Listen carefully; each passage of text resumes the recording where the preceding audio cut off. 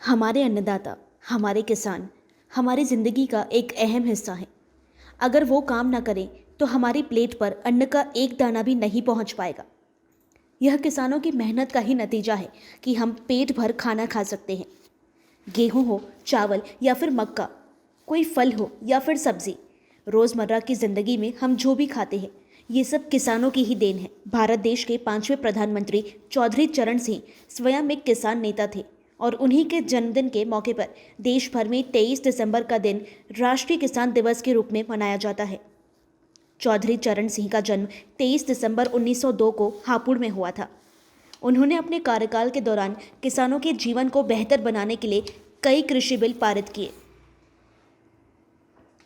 किसानों के लिए किए गए इस योगदान के लिए 23 दिसंबर 2001 से राष्ट्रीय किसान दिवस मनाया जाने लगा। हमारे देश को आगे बढ़ाने में शुरू से ही किसानों का एक अहम योगदान रहा है। 1947 में अंग्रेज़ों से आज़ादी मिलने के बाद भी बहुत सी ऐसी लड़ाइयाँ थीं जो देश लड़ रहा था।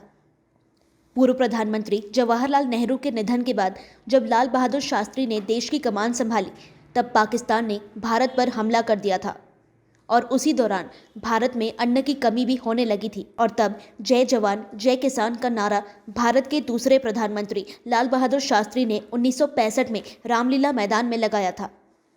सीमाओं पर देश की रक्षा कर रहे जवानों और अन्नदाता किसानों का हौसला बढ़ाने के लिए यह नारा लगाया गया था।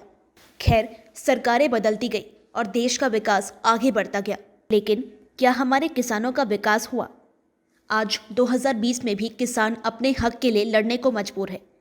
लगभग 1 महीना होने को है, लेकिन अभी भी मोदी सरकार द्वारा लाए जा रहे कृषि कानूनों के खिलाफ दिल्ली में किसान प्रोटेस्ट कर रहे हैं। कपकपाती ठंड में राजधानी के अलग अलग बॉर्डरों पर किसानों का प्रदर्शन जारी है।